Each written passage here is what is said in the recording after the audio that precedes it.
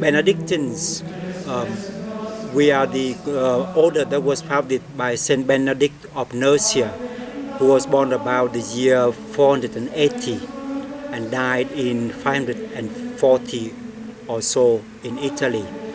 He founded the community, or now that we come to be known as the Benedictines, to really just living the gospel together. And for that, he wrote for us a little rule, which is a very, very short rule, and maybe about half of it is actually quotations from the scriptures. And the rule is just a way of guiding us of how to live together in community. It's focused mainly on praying together, which Saint Benedict called the work of God. And we do that 7 times a day. And in between the time of prayers, we do whatever work that is available that can be done in order to sustain ourselves on the human level. And so really that's how it is. It's prayer and work and community living.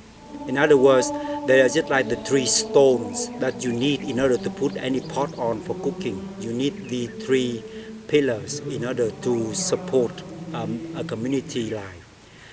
And so in 1990 there was a meeting of the Benedictines English speaking in Africa, and the meeting was held at Chishavasha, and it was there that the late Archbishop Chakaipa mentioned that wouldn't it be nice to have a Benedictine community in Zimbabwe. And it was then that the seed was planted. And so in September 1996, Father Robert and myself came here to Zimbabwe. We set up the community here, and soon we were joined by 2 other members of our community, Father Alexander and Father Colin, and both of whom have since gone back to the UK.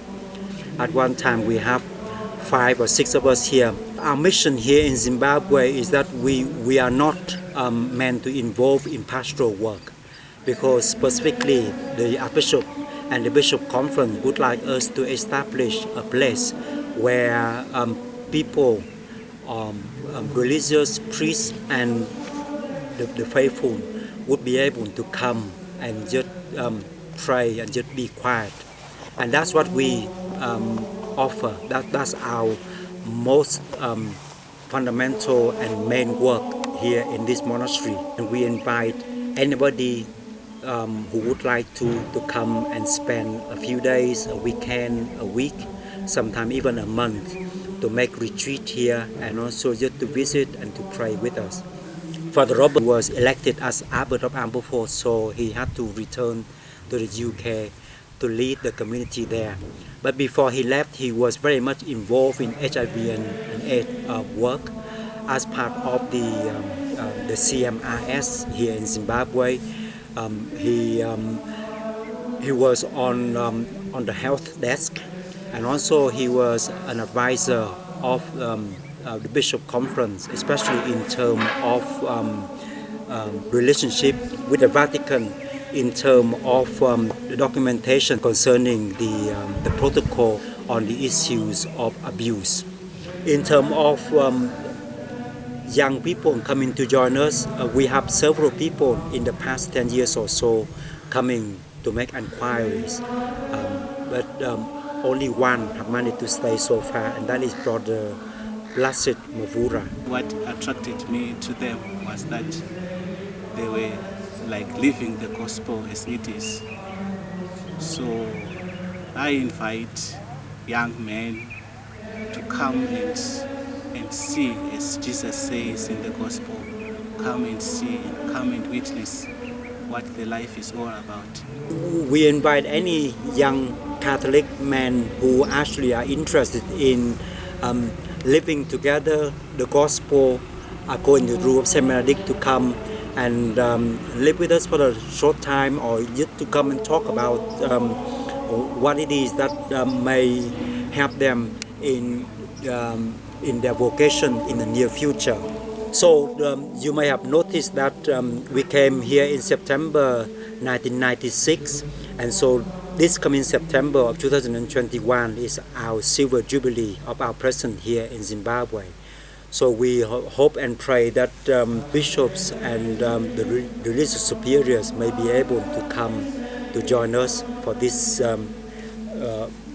very important part of our journey in the past 25 years, to thank and praise God for His blessings, and also to express our gratitude for the many people who support by prayers and by their material support and encouragement. Insofar as we can, we have tried to utilize the gifts of every single member of the community here. So up until now, we have been able to do everything by ourselves in terms of growing our own food and then cooking it. We actually say that we cook by trial and we eat our error. But so far, the people who come here for retreat, they seem to be very pleased, and they're able to eat the food that we actually cook for them. And so we do all of the cleaning, all of the laundry, and the maintenance of the place. Occasionally we may need somebody in to repair something for us, but most of the repairs are actually done by members of the community here.